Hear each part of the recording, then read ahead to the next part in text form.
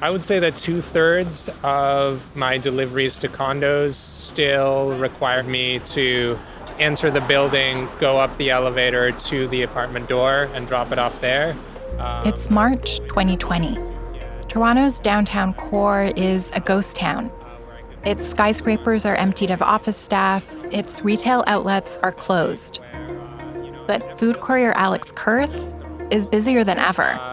There are a lot of buildings that have decided that food couriers are not allowed to go up. And I wish that was something that was being implemented across the board, whether that's coming from the companies themselves or like the city. The threat of COVID-19 led to unprecedented social distancing measures, including closing every restaurant in the city. Takeout and delivery orders became a lifeline for millions of people who were told to stay at home. Alex didn't have that luxury.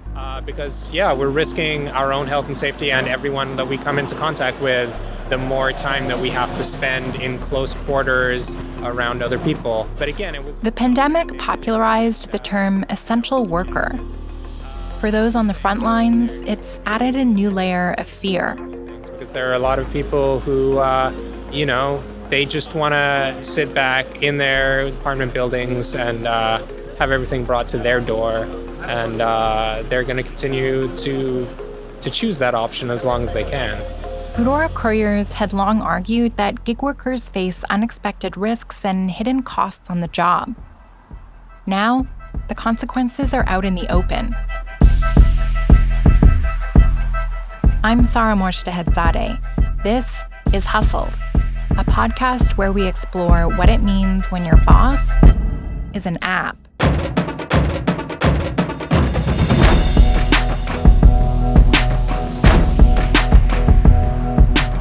I've been following a scrappy group of Toronto food couriers as they take on a multinational company, a modern-day David and Goliath story. This year we challenged the bedrock of the gig economy and increasingly the bedrock of precarious work. After a groundbreaking win, Foodora couriers were riding high. The province's labor board sided with them in a precedent-setting battle over the gig economy's employment model. The ruling established that couriers were not independent contractors like Foodora said, and it meant they now had the right to join a union. That is no small feat what we did, and we won. But their jobs were about to undergo a radical shift, one that no one saw coming. By now, most of us probably have a clear moment when COVID-19 became real, when the magnitude of the crisis suddenly crystallized. We got sad news today that, in fact, Canada has suffered its first death from coronavirus at a long-term care home in Vancouver. For me, it was a frenzied weekend shift at the Toronto Star in early March. Just 2 months earlier, I'd been in California doing interviews for this podcast. I left the U.S. just as a few cases of a mysterious virus were cropping up on the West Coast. Fast forward to mid-March, and the news was changing by the hour. Today, I'm ordering the mandatory closure of all non-essential workplaces in the province of Ontario. If you can, please stay home. Only leave if necessary. Unlike my immediate family members whose workplaces stayed open, I was able to work from home. The world was suddenly divided between those who had this privilege and those who didn't. Delivering takeout food was designated essential, and as many of us took refuge at home, having a meal brought to us was a comfort. But with that service came a realization that the person bringing us that pizza, sushi, or Chinese food was literally risking their life to do so. How are you feeling? Better than I have in a while. Like Alex, Chris Robertson continued to work as a food courier after COVID-19 hit. His first few shifts were rough. Well, I was trying to take precautions. Like when I was grabbing door handles, I was trying to remember to use my jacket. Foodora responded to the pandemic by implementing a low-contact delivery option. They don't say it's mandatory, which I do not get. What the company hadn't provided was any protective gear for couriers. They had to supply their own hand sanitizer, gloves, and face masks. There's so many doors, so many surfaces, so many buttons to push, so many people that you come in close contact with when you're in the elevator or in the lobby. I said, I can't do this anymore. This doesn't feel safe, so I'm going to stop taking shifts. And then 3 days later, I got sick. How long have you been sick for? Since last Tuesday evening, so just over a week. Lots of aches, lots of energy, fever, cough, mild headache. So all of the symptoms of the virus, in other words? I think so, pretty much, yeah. Even though he had a long list of symptoms, Chris didn't meet the testing criteria for COVID-19. At the time, only people who had recently left the country or those who had been in contact with travelers could get tested. But like many frontline workers, Chris had no way of knowing who he was coming into contact with. I'm probably on the higher end of delivery couriers. I'd probably enter at least 2 to 3 condos an hour, as well as 2 to 3 restaurants an hour. Based on his symptoms, a nurse eventually told Chris to self-quarantine for a week. So, and what does that mean in terms of your eligibility for this fund that Foodora has created? I did apply for it yesterday. Hopefully Foodora believes that I've been sick since a week and a half before I got this form. I don't know. In late March, Foodora launched a rider support fund for couriers who got the virus. They'd get 2 weeks' pay if they were, quote, diagnosed with COVID-19 or ordered to self-isolate by a public health authority. But some couriers felt the company wasn't doing enough to prevent them getting sick in the first place. My side hustle job of being a food courier became my full-time job overnight when the pandemic hit and the economy. Matthew Lynn is a photographer who often travels for work. With COVID-19 travel restrictions in effect, that was no longer possible. So Foodora became his main source of income. It seemed like a reputable company, and it was relatively simple to pick up shifts. Matthew was doing about 20 deliveries a day, around 100 a week, catering mostly to downtown condo buildings in Toronto. And some of these buildings even told me they had cases. And soon, he was delivering more than food. I received my first pharmacy order a week or so after the city shut down. But I was in shock because I was unsure how to handle this situation, given the fact. After Matthew accepted the order, he looked at the list of what he had to pick up. Cold and fever medication and medication for sore throats. I was in a bit of a panic, but continued on the delivery, which gave me some time to think about the situation. He raised his concerns in an email to Foodora's rider management team. He told them he'd never received an order like this before, and now he was delivering to someone with flu-like symptoms in the middle of a pandemic. Matthew wanted to know why he hadn't been provided with any protective gear. And their response was, if you don't feel safe, feel free to decline. Foodora told Matthew it was, quote, quite challenging to stock any reasonable quantity of face masks, but said it appreciated his concern and was looking for suppliers. With that said, the email continues, as a courier, you are responsible for your own health and managing the risk of deliveries. They were only doing the minimum that was required by the government, and eventually they just stopped responding to my requests for protective equipment. I think that our employment laws work fine for a 1970s labor market, but they're completely dysfunctional for a labor market 50 years along. They're just completely out of step. And everyone who writes about labor law knows it and says it. Judy Fudge is a professor of global labor issues at McMaster University and a fellow of the Royal Society of Canada. When the pandemic hit, what were your first thoughts about who would be most impacted and at risk of, being exposed to the virus on the job? Solo self-employed and workers in temporary employment agencies, and that's clearly proven to be the case. Solo self-employed workers, or independent contractors. The pandemic revealed just how widespread this classification had become, including in the sector that was now the most critical of all, personal service workers. Many of them are considered to be solo self-employed. Many go through employment agencies. They constitute a large proportion of the gig economy. The SARS report was very clear that you shouldn't have healthcare workers moving between different establishments during any kind of contagious disease. That report investigated the Ontario government's response to another outbreak of a respiratory virus, the 2003 SARS epidemic. It looked into why the province was so unprepared. One of the reasons, the fact that Ontario's worker protections were, quote, in a state of neglect. So these workers were not only vectors of transmission, they became vectors of their own deaths. It's really quite appalling. And we knew it. That's the thing. We knew it. What does this kind of job configuration mean for your ability to say, like, no, I don't feel comfortable working under these conditions, or I'm not going to work until I see certain changes? Well, I think what you can do as a gig worker is you can take fewer shifts, but that means if you take fewer shifts, that you won't get the kind of good shifts that you need to make a decent income. So any way that you try and navigate the health and safety means that you're going to take some kind of fiscal hit, right?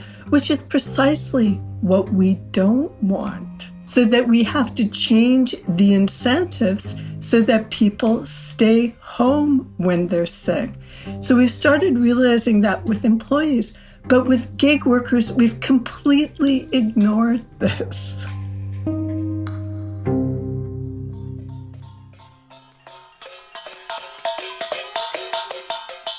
Every night, neighborhoods clamor their support for caregivers, cleaners, grocery store staff, delivery workers. But the irony is, while the country considers these people heroes, a study published by the Canadian Centre for Policy Alternatives found that the workers in many of these jobs earn half as much as the national average and are more likely to be racialized. The research found that just 20% of low-wage earners had access to any form of paid sick leave. Before COVID, Ontario and most other provinces were some of the few jurisdictions in the world where employment laws offered no paid sick days to workers, something the pandemic and political pressure prompted Prime Minister Justin Trudeau to tackle. Nobody should have to choose between taking a day off work due to illness or being able to pay their bills. That's why the government will continue discussions with the provinces without delay on ensuring that as we enter the recovery phase of the pandemic, every worker in Canada who needs it has access to 10 days of paid sick leave a year. But without employee status, gig workers are unlikely to qualify for paid sick days anyway. For Foodora couriers in Toronto, that's why having a union to negotiate those protections is so important. Despite their big win at the Ontario Labour Relations Board, by the time the pandemic hit, the couriers still faced months of legal wrangling with the company to officially unionize. Lisa Schofield says the Canadian Union of Postal Workers has tried its best to act on their behalf anyway. We created a hardship fund. We've pushed the government to make the benefits, the supports more accessible for all people, all workers. Across the country, most of the workers classified as independent contractors hadn't paid into employment insurance. So if they lost their job or couldn't work, they had no income support. In response, the federal government created an emergency benefit, recognizing that many essential workers didn't qualify for EI or have access to paid leaves. But initially, many gig workers didn't qualify for the new benefit either, which was originally restricted to workers who had no income coming in.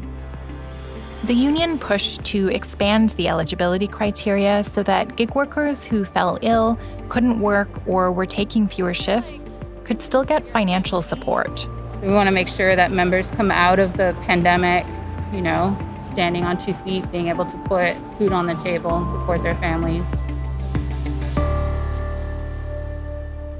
Judy Fudge says none of this should come as a surprise. People do need income protection when they're ill, or they will continue to go to work when it is dangerous for them and others to do that. That's absolutely critical. There have been more than enough studies about precarious work and gig work. So why aren't people listening? Do they think it's just young people? Well, yes, young people will be the canaries, but they become older people. We also know it has negative social and community impacts. Foodora declined all my interview requests for this podcast. When I contacted them about their response to the pandemic, the company said in an emailed statement that it, quote, takes the health and safety of our restaurant partners, riders, customers, and employees very seriously. Foodora also said it had, quote, advised all riders of Health Canada's guidelines and how they could be applied on the job. For Lisa Schofield, the response was telling.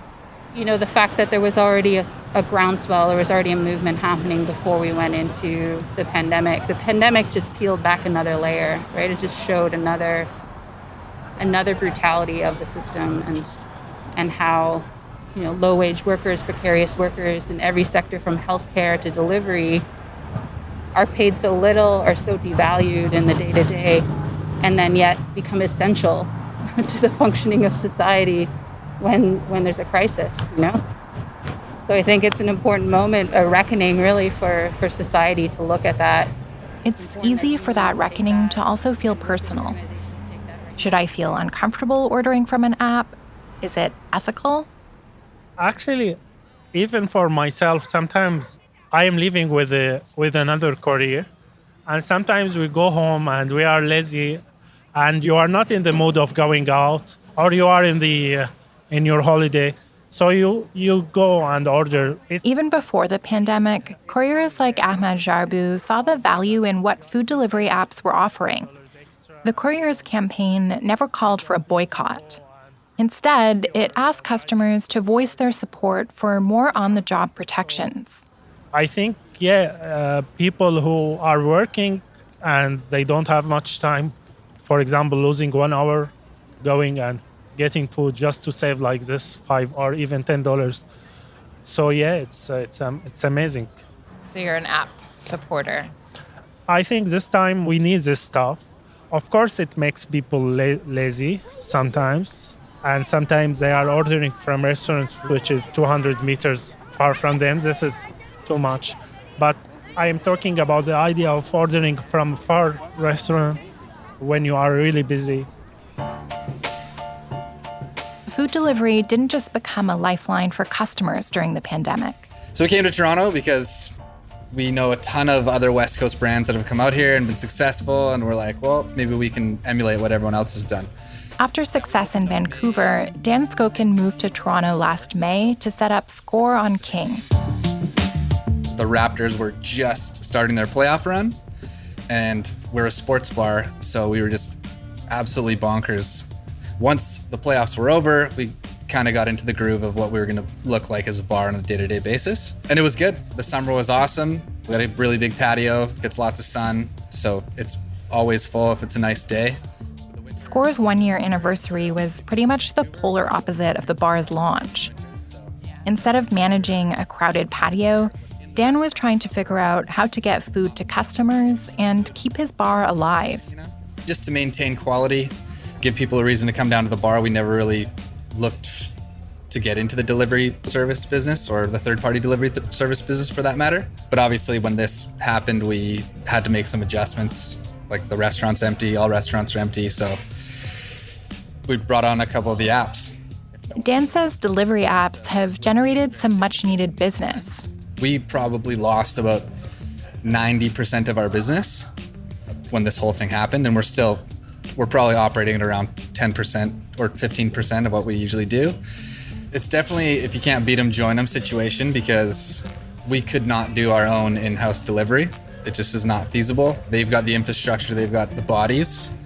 And then once we did that, we doubled the business from our takeout. But it hasn't been perfect. It's like a 25-30% fee that you give away to the third-party app, which is fair. It's totally fair if it's not your primary source of income. So usually it's like just a drop in the bucket for your total revenue, giving people the opportunity to stay home and experience a restaurant at home. And on another day, they could come to the bar and sit at the bar and really feel the atmosphere. But unfortunately, now we can't offer that. So because it is probably about 40% of our business now, it's tough to take that 30% hit every time. But it's not their fault. It's not our fault. It's nobody's fault. It's just kind of the way it is right now. I'm honestly not 100% sure what that equation shakes out to. We probably make a little bit of money, but it's pennies on the dollar. So these third-party apps offer this service. So we're playing ball for now. Do you think that when you are back at 100% that you'll keep using the app at that point? It's a day-by-day thing. We're going to keep it for the time being and for the foreseeable future. And as long as we're not at full capacity and people aren't feeling very safe going outside, then I think we're going to give them an opportunity to try us at home. It's necessary evil at this point. But again, no hard feelings to the apps. They provide a service, and they've got costs as well. So I think if they were to cut their commissions down, they might all go under, and we'd have to be going to every respective restaurant to get the food that we want. So I don't know. The predicament that Dan describes applies to the couriers' battle as well. If you give more benefits, like guaranteed work or like things to kind of account for like safety and whatnot, there's going to be a cost. Someone's going to pay it. Before the pandemic, Adam Hashem told me he thought unionizing was generally helpful for workers. He's the founder of delivery startup Courier that was later bought by Foodora. His question was, who will pick up the bill? Probably not going to be the technology company. At least when I was running it, margins were like pretty thin. But when Adam was in charge, the company was a startup. Now it's owned by a multinational corporation. Sarah? Yes, I'm here. Dominic Munton and I have been emailing for months, but this is the first time we've spoken in person. How was your shift today? My shift was uneventful, which is always appreciated. Dominic moved to Oslo, Norway from England 2 years ago. That's when he started to work as a courier for Foodora. I didn't speak the language. I was newly arrived to the country, and I just started a course at university, and I was looking for some employment that would dovetail nicely with my studies. Dominic first got in touch with me last spring. He'd seen an article I wrote for the Toronto Star about the working conditions for Foodora couriers here. Even before the pandemic, he was shocked. And read that here are we fighting for the right for a bargaining agreement from the position of already having fixed-term contracts, and the riders in Toronto are fighting just to be members of a union in the first place. That made me very upset. In Oslo, Foodora couriers are already unionized. Most are employees with a guaranteed wage, insurance coverage, and sick pay. I have a fixed contract. So I have to work a minimum of 10 hours a week. After that, I'm allowed to sign up for additional shifts. I'm guaranteed a minimum wage per hour, and I am paid additionally for deliveries on top of this. For Dominic, there isn't a trade-off between a flexible job and safety. And I think irrelevant of how flexible you want your job to be, having the risk that you have no money coming in within a week when you have bills to pay, possibly even children to feed and stuff like this, nobody wants that. That's not flexibility, that's danger, that's instability.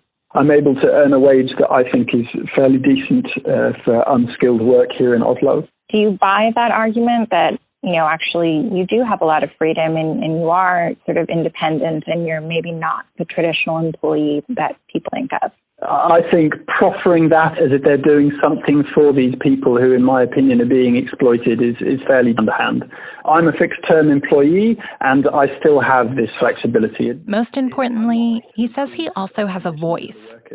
I don't think a union is some sort of magic bullet. I think there are issues to do with any kind of human organization. But certainly the workers having some sort of notion of their shared identity and some awareness of the power that they have relative to their employer, I think that's definitely a way in which we can become more aware of the issues that the workforce faces and work together to create solutions that work for both the company and the workers themselves. In 2019, Dominic and his fellow couriers went on on strike. They stopped delivering Foodora orders for 5 weeks. The couriers were pushing for a contract with the company and wanted to negotiate wage increases. We now have some allowance for wear and tear on the material because the cost of maintaining a bicycle when you're doing thousands of kilometers of it in a year, we have an extra allowance for the winter. We have an extra payment for seniority that increases with each year that you're a member. And any freelancers that Foodora has employed now also have the right to a fixed contract if they want to have that. Wow, any Toronto courier who's listening to this, I think their jaw's probably on the floor right now. When COVID-19 hit, Foodora couriers in Toronto didn't yet have any of the rights described by Dominic or the power to bargain for them. We never got any kind of pay raise or danger pay or anything like that during the pandemic. Those workers... For courier Alex Kurth, the pandemic added insult to injury. They had challenged Foodora to improve their working conditions before the pandemic made their demands even more urgent. We were still making the same shitty rates that we were before, the same rates that we've been paid since this company started 5 years ago. And, cost of living has gone up, inflation has gone up. So it just shows how essential unions are in order to protect what all of us deserve and to fight for what all of us deserve, because we're never going to get it if we rely on the generosity of companies who are only trying to maximize their profits. So it really takes the workers unionizing and organizing to get what we're all owed as workers who are out risking our health and safety and that of everyone around us every day just to do our jobs. To Alex, the change that's needed isn't just about individual consumers and their habits. It's bigger than that. Part of why Foodora couriers' jobs look so different in Norway is because app companies there all play by a different and more robust set of rules. The governments need to stop letting these companies get away with this kind of thing. The gig economy is not a small player. It's not a small section of the economy anymore. And it is totally unregulated. And it's in the government's interest to regulate these companies and not let them get away with misclassifying workers, because they're not paying payroll taxes as a result, and they're not paying into CPP and not paying into EI and all of these things that hurts the economy as a whole and even government revenue. So it's entirely in a government's interest to regulate this kind of thing, and they've just been sleeping on it. Technology has allowed people to order essentials to their door when they need them the most, when choice was restricted in unprecedented circumstances. All we need to do is click a button on a computer screen or download an app. Alex says there's nothing inherently wrong with that. All technology itself is basically neutral. It's a question of how it's used. What we need is to regulate the ways in which these technologies are used and make sure that they are used in ways that are ethical. And laws are always slow to catch up to the pace of technology, and that's never truer than today, because technology is really evolving at such a rapid pace. And laws and our ethics around the ways that they are used are so slow to catch up that we really need to be paying a lot more attention to this and not just allow tech companies who gleefully brand themselves as disruptors to just skirt all the laws that we've built to try and have a decent society with basic rights for everybody.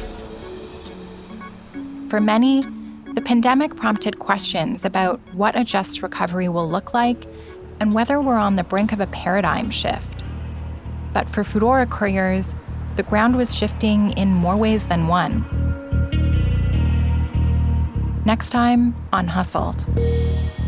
There's all this stress from this pandemic that's going on, and stress from thinking about what other people are going through, and there's never a good time for this to happen, right? There's never a good time. In fact, couldn't have probably happened at a worse time.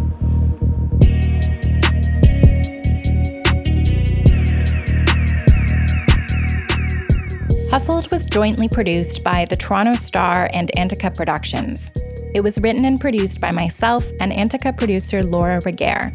Kathleen Goldhar is our story editor and executive producer at Antica. Mitch Stewart is our audio producer. Mixing and sound design by Phil Wilson. and Stuart Cox is president of Antica Productions. Janet Hurley is senior editor at the Toronto Star, and Irene Gentle is editor-in-chief. Hustled is made possible thanks to the ongoing support of the Atkinson Foundation. If you liked this podcast, please subscribe to the Toronto Star's daily podcast, This Matters. Hosts Adrian Chung, Sara Mojtehedzadeh, and Raju Mudhar discuss stories of Canadian cultural, economic, and political importance. You can find it at thestar.com or wherever you listen to your podcasts.